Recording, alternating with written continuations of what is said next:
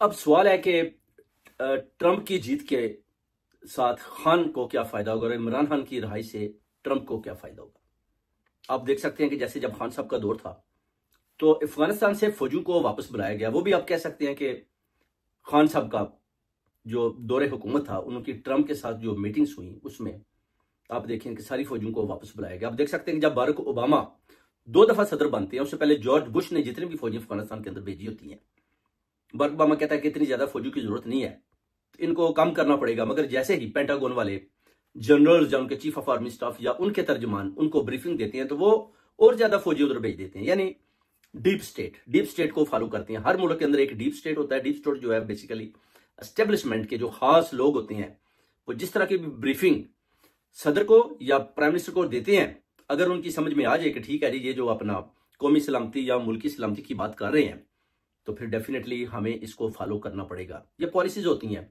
यानी आप deep state या कोई भी किसी मुल्क की भी स्टेट है, उसका मुकाबला नहीं कर सकते। नामुमकिन है स्टेट को हराना या उनके खिलाफ बात करके आप समझे कि आप उनसे जीत जाएंगे, ये भी नामुमकिन है। ये सिर्फ और सिर्फ ये नहीं कि अमेरिका है या पाकिस्तान है, किसी भी मुल्क में आप चले जाइए, बरतानिया में भी आप देख लें, इधर भी इनका ही राज है, पुलिस भी उनके अंडर है। जैसे उन्होंने डीप स्टेट वालों ने बोलना है वैसा ही अमल होना है। क्योंकि आप देख लें 2008 से लेकर 2016 तक बारक ओबामा सदर रहते हैं, उसमें उनकी कारकर्दगी थी कि जैसे कि ओसामा बिन लादेन को उन्होंने मारा और उनका सारा क्रेडिट उन्होंने लिया। मगर उसके बाद आप देख लें 2016 से लेकर 2020 तक जो दौर ट्रंप का आता है, उसमें वो उनका जो कारनामा था वो अबू बकर बगदादी, या उसके बाद आप कह सकते हैं कि जमाल कशकोई, जब उसका मर्डर होता है तो उस पर भी आप देख लें कि MBS को प्रोटेक्ट करने में जो ट्रंप ने किरदार अदा किया वो कोई भी ना कर पाया। क्योंकि कितना आप देखें कि लोगों ने, तुर्की ने, कई मुल्कों ने आवाज बुलंद की, मगर ट्रंप ने पूरा प्रोटेक्ट किया इसराइल को, MBS को भी इसराइल के थ्रू, और इसराइल को भी उन्हें बोला कि आप ऐसा करेंगे तल हबीब में जो हमारी अपना उधर एम्बेसी है उसको उधर से मूव करके जो यरूशलेम है, जो कैपिटल ऑफ इसराइल है, उधर ले आए। तो वो उसको भी उधर लेकर पहुंच जाती है कि जनाब अभी जो हमारी एम्बेसी है वो यरूशलेम है। यानी इस तरह के काम ट्रंप की हुकूमत ने ट्रंप के दौर में किए। अब खान साहब को क्या फायदा होगा? ट्रंप बाहर निकलता है तो बेसिकली ये मुफादात की सियासत है। ट्रंप देखेगा कि अफगानिस्तान में जो कुछ हो रहा है, या अभी चाइना या अफगानिस्तान के साथ जो मुआहदे या ईरान के साथ जो गलत किस्म के मुआहदे हुए हैं, उसमें वो देखेगा कि अगर तो खान साहब जो सही तरह का किरदार अदा कर सकते हैं तो ठीक है, मैं उनको जेल से बाहर निकालता हूं, फिर उनको मैं बता सकता हूं कि आपने दूसरे मुल्कों के साथ किस तरह और कैसे, किन किन शर्तों के साथ मुआहदात करने हैं। अगर तो खान साहब वो मुआहदे करने में कामयाब होते हैं या करते हैं या ट्रंप के साथ मिलकर चलते हैं, तो फिर डेफिनेटली ट्रंप तो मुफादात की सियासत करता है, खान साहब तो मुफादात की नहीं करते, बल्कि वो तो अपने मुल्क की सलामती और मुसलमानों की जो वो कहते हैं कि शहादतें होती हैं, बेगुनाह लोग मारे जाते हैं, इन दजाली हुकूमतों के हाथों उनको बचाना है। गरीब जो गुर्बत की लाइन से नीचे है, खान साहब उस पर भी अमल करना चाहते हैं कि पाकिस्तान को किसी तरीके से भी ऊपर उठाया जाए, इनको एस्टेब्लिश किया जाए। क्योंकि वो कहते हैं कि चाइना और जर्मन बिल्कुल तरक्की नहीं थी उन ममालिक में, और वो हमारी मुल्कों के बाद भी देखें कि जर्मन में जंग हुई और जो उनका समा था वो आदमी सोच नहीं सकता था, और मगर अभी देखें इतनी जल्दी से उन्होंने तरक्की की कि आप की सोच से भी ज्यादा कि पाकिस्तान उधर का उधर खड़ा है और जर्मन कहां निकल गया। ग्रीकलैंड देखे कितनी दफा इकॉनमी उनकी जो क्रैश होती है, मगर सारे जितने भी यूरोपियन कंट्रियां मिलकर उनको दोबारा खड़ा करती हैं, उधर फैक्ट्रीज लगाती हैं, अपनी इन्वेस्टमेंट्स करती हैं। उनको पता है कि अगर यूरोप से ग्रीकलैंड बाहर निकल गया तो फिर डेफिनेटली जो दूसरे इस्लामिक ममालिक है उनकी उधर एंट्रीज हो जाएंगी, वीजे की जरूरत नहीं पड़ेगी, तो फिर वो सारे जो मुसलमान है वो जनाब ग्रीकलैंड से फिर वो पूरे यूरोप में एंटर हो जाएंगे। तो फिर उन्हें यही समझा सारे अपना यूरोप सारी कंट्री उनके ग्रीकलैंड को बूस्ट करती हैं, इनको भी ऊपर उठाती है, ताकि ये हमारा जो अपना यूरोपियन मुआहदा है उसके साथ ये खड़े रहे। तो इस तरह की जो खारजा पॉलिसीज ट्रंप ने बनाई पहले, जिस पर उसने अमल किया, जिस पर उसके अपना मुल्क के अंदर भी आप कह सकते हैं कि कारोबारी हजरात या अपना जो लोगों को जिनको जॉब्स चाहिए थी, मुशत का यानी बुरा हाल हुआ, इंटरनल भी और एक्सटर्नल भी। ट्रंप ने मुल्क को नुकसान पहुंचाया, जिसकी वजह से एस्टेब्लिशमेंट सामने आई। मगर आप देख सकते हैं कि पहले इलेक्शन में ट्रंप हिलरी क्लिंटन के सामने 2 सीरीज के साथ नहीं जीत पाया था, बल्कि हिलरी क्लिंटन ने भी बहुत ज्यादा वोट लिए थे। मगर इस दफा जो ट्रंप ने अपना नजरिया या पॉलिसीज पेश की, उसमें ट्रंप बड़ी जबरदस्त किस्म की जीत लेकर सामने आया। अभी आप देख सकते हैं कि सेनेट में या दूसरी जगहों पर भी ट्रंप की जीत बहुत ज्यादा तादाद में हो रही है। अब देखना है कि ट्रंप आते हैं, उसके बाद आप रिचर्ड ग्रेनल को भी देखें, खान साहब की रिलीज का, जो उन्होंने भी आवाज बुलंद की है। बेसिकली ट्रंप जानता है कि अगर इमरान खान बाहर आएंगे तो इमरान खान एक दलेर लीडर है, अगर वो मेरे साथ मिलकर चलेंगे तो हम ये दूसरे ममालिक उनको भी, उनके लिए भी चैलेंज बन सकते हैं। ईरान में देखें, जब अपना जो बाइडन ने उनके साथ मुआहदा किया था कि इनको वर्ल्ड ऑर्डर के साथ मिलाकर चलते हैं, तो वो मुआहदा करीब था, मगर जैसे ही ट्रंप आते हैं उसके बाद वो मुआहदा टूट जाते हैं और वो अपनी पॉलिसीज खत्म करते हैं और जो है अपना ईरान दोबारा उसी रेडिकल पोजीशन में जाकर खड़ा हो जाता है। उसके बाद फिर देख लें कि उनके सदर भी मारे जाते हैं, वजीर खारजा भी मारे जाते हैं, दूसरे लोग भी मारे जाते हैं। यानी ईरान को दोबारा जैसे कि 100 साल पीछे धकेला जाता है, उनके साथ सारे मुआहदात खत्म कर दिए जाते हैं, सिर्फ और सिर्फ इसलिए कि जो मुआहदे पिछली हुकूमत ने किए थे वो ट्रंप ने खत्म कर दिए। और अब ईरान को भी ठीक नजरिए पर लाना है। यानी ट्रंप का जो अभी ध्यान है वो यूक्रेन वार, चाइना, फलस्तीन, इसराइल, इन मुल्कों के ऊपर ज्यादा है और उसके बाद खान की रिहाई पर भी है। और ये उसके लिए एक बहुत बड़ा चैलेंज है कि इतने ज्यादा मुल्कों के साथ जो ये अपना जंग का समा रशिया के साथ लगा हुआ है, यूक्रेन का या दूसरे मुल्कों को उसकी आग और तपश की वजह से लपेट में आ रहे हैं। सीरिया में देखें क्या हुआ, इराक में देखें क्या हुआ, ईरान में देखें क्या हो रहा है, पाकिस्तान में देखें, अब अफगानिस्तान में जैसे कि वो बताते हैं कि उधर भी लड़ाई का आगाज हुआ है। उसी तरह जो सप्लाई अफगानिस्तान की तरफ से वो कहते हैं कि चाइना की तरफ जा रही थी, जिसका चाइना ने कैश पैसा पे किया, उस पर भी आप कहते हैं कि पाकिस्तान वालों ने उस रास्ते पर भी कब्जा किया कि हम ये सप्लाई नहीं जाने देंगे, जिस पर चाइना का भी पैगाम आता है कि आप पीछे हट जाएं, क्योंकि हमने जो ऑलरेडी उनके साथ कॉन्ट्रैक्ट किया हुआ है, अब हमारे रास्ते में ना आए। उधर अब अफगानिस्तान के अंदर भी घुसकर पाकिस्तान ने जैसे बता रहे हैं कि हमला किया है, जो मीडिया पर तो नहीं दिखाया जा रहा है इंटरनेशनल टीवी पर, मगर लोगों को पता है। अब चाइना भी देख रहा है कि ठीक है जी, जो हमने तो जनाब इनको पेमेंट की हुई है, अब जो हमारी चीजें आनी है, जो हमारी दरामदात बरामदात हैं, उनको अगर पाकिस्तान की स्टैब्लिशमेंट स्टॉप करती है तो फिर हमने इनको कैसे हैंडल करना है। अब डर ये है कि कहीं चाइना और पाकिस्तान की लड़ाई ना लग जाए।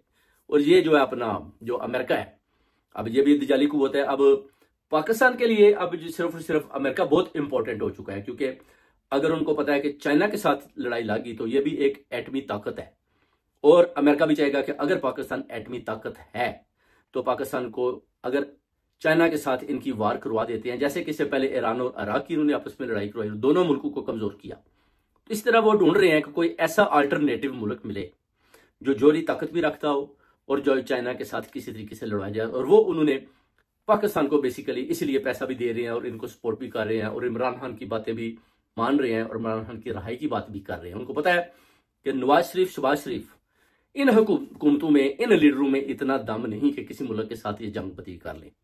इमरान खान ने, आप देख लें, जब इंडिया के हथियारे आए थे तो उन्होंने अटैक किया था, तो खान साहब ने भी आगे से उनको उनका रद्द अमल भी आया था। रिटेलिएशन की सूरत में उनके हथियारे मारे भी गए, फिर एक दो उनके जो जहाज चलाने वाले थे उनको भी पकड़कर वापस भेज दिया। यानी उनको पता चल गया कि पाकिस्तान लड़ने के लिए तैयार है। तो ये बेसिकली अगर आप समझते हैं कि अपना जो खारजा पॉलिसी है जो ट्रंप की है, अगर आप उसको डीपली स्टडी करें तो वो बड़ी खतरनाक भी साबित हो सकती है और पाकिस्तान के लिए भी खतरनाक साबित हो सकती है और नहीं भी हो सकती। ये डिपेंड करता है आपके लीडर पर। अगर तो खान साहब बाहर आ जाते हैं तो उसके साथ बैठकर बातें करते हैं, तो ये जो चीजें मैंने आपको बताई हैं इनके ऊपर खान साहब पूरा उतरते हैं, तो फिर आप जंगी सूरत हाल से, यानी जो होने वाली दिखाई देती है, बाहर आ सकते हैं।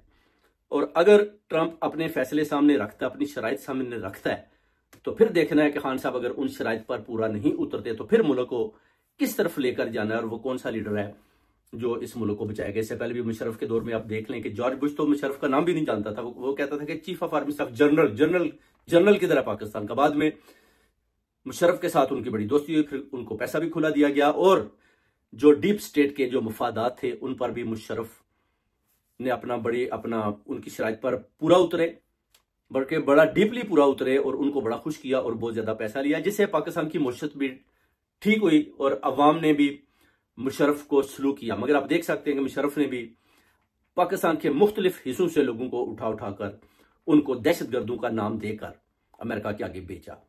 मगर खान साहब ने, इमरान खान साहब जो लीडर हैं, उन्होंने ऐसा नहीं किया। उनका जो विजन है वो ये नहीं है। वो कहते हैं कि नहीं, पाकिस्तान की गरीब आवाम की हेल्प करनी है, जो लोग गुर्बत की लाइन से नीचे जिंदगी गुजार रहे हैं उनको बेनिफिट्स देने हैं, गरीबों का मुफ्त इलाज करवाना है, 10 लाख का उनको हेल्थ कार्ड, सेहत हेल्थ कार्ड देना है। उसके बाद वो कहते हैं वडेरा सिस्टम, इनसे लोगों की जान छुड़वानी है। जैसे कि वो कहते हैं आसफ अली जरदारी या सिंध में लोगों ने वडेरे सिस्टम बनाया हुआ, बलूचिस्तान में बनाया हुआ। इन चीजों से लोगों की जान छुड़वानी है, लोगों को तालीम तरबियत देनी है, बच्चों को बेहतरीन खाना देना है ताकि उनकी नशो नुमार हो। कहते हैं कि वो बच्चे जो है ना अपने वो कद ही नहीं पूरा कर पाते क्योंकि उनके पास खुराक ही नहीं है खाने के लिए। और आप बात करते हैं जम्मू की, और ये एक सूबे की सिर्फ तरक्की पंजाब की हो रही है, खैबर पख्तूनख्वा या बलूचिस्तान और सिंध का जो हाल है, खान साहब कहते हैं अगर उसकी तरफ आप जाते हैं तो आपकी आंखों में आंसू आ जाएंगे कि लोग किस तरह भूख और अफलास के साथ जिंदगी गुजार रहे हैं।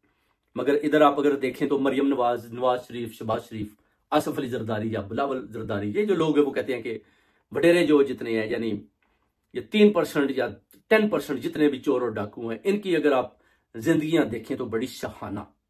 300 पुलिस वाले इन्होंने बाहर पैरों पर बैठा रखे हैं, घर में 100 खानसामा रखा हुआ है, वेटर्स रखे हुए हैं। यानी कोई और किसी और मुल्क का सदर या प्राइम मिनिस्टर जब इनके पास पहुंचता है तो उसका इस्तकबाल ऐसे किया जाता है जैसे पाकिस्तान दुनिया का बहुत ही अमीर तरीन मुल्क है। मगर जब वो अवाम की हालत देखते हैं तो फिर वो कहते हैं कि जितना पैसा हमने IMF के थ्रू आपको दिया, इस वक्त आपके पास 20 motorways, 20 top class universities, 20 top class आपके पास हॉस्पिटल्स होने चाहिए थे, मगर वो पैसा आपने किधर लगाया? अब ये सवाल भी उनका ठीक है, अब जवाब तो इस हुकूमत ने देना है कि वो पैसा किधर लगाया, वो पैसा किधर गया, IMF का पैसा किधर गया।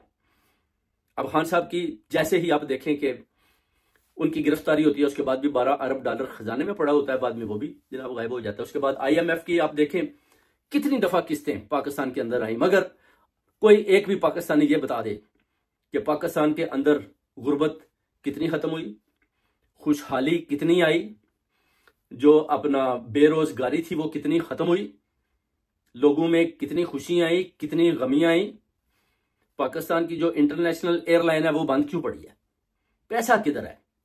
मगर ये लोग अपने साथ इतने इतने ज्यादा लोगों को लेकर इधर उधर ट्रेवल कर रहे हैं।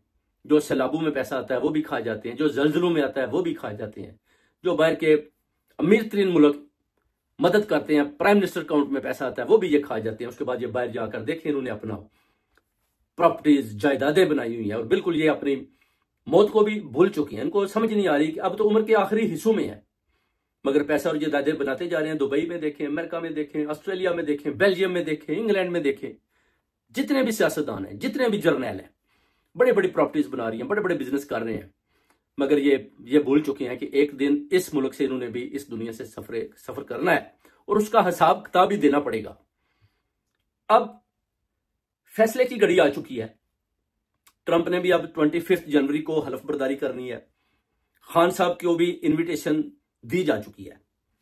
उनके साथ जितने भी लोग थे उनको 9 मई के हवाले से सजाएं दी जा चुकी हैं, मगर खान साहब की सजा को अभी तक पीछे रखा हुआ है। देखना ये चाहते हैं कि ट्रंप कितना जोर डालता है। अगर तो ट्रंप वाकई जोर डालता है तो हमें खान को छोड़ना पड़े तो फिर ये ना हाई कोर्ट या सुप्रीम कोर्ट से या जो हमने 9 मई के हवाले से रिटायर ब्रिगेडियर जो फैसले दे रहा है, अगर वो फैसला दे देता है तो फिर अगर हम उस फैसले को पीछे हटाकर खान साहब को रहा करते हैं तो फिर देखना होगा कि वो आइन और कानून उसमें क्या कहता है। इससे उन्होंने यही उनकी समझ में आया कि इससे बेटर है कि अभी खान के फैसले को महफूज कर लिया जाए और देखा जाए कि पाकिस्तान में ट्रंप का कितना प्रेशर है और वो कैसे और किस तरह अप्रोच करता है और कैसे खान साहब को रहा करता है। तो खान साहब को रहाई के पीछे बेसिकली अगर आप ट्रंप की खारजा पॉलिसी या ट्रंप का इंटरेस्ट देखें तो वो है, बिल्कुल है। जो रिचर्ड ग्रैनल है, बिल्कुल उन्होंने जो ट्रंप की तर्जमानी की है वो यही किया है कि खान साहब को रहा करें। हमने उनको इन्विटेशन भेज दी है, खान ने इधर पहुंचना है। तो ये Pakistani I think is a very good news for Imran Khan.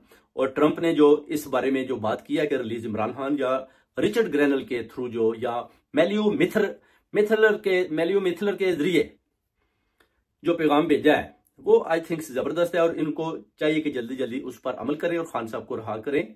जो इनको तारीख दी गई है 12 से 14 जनवरी।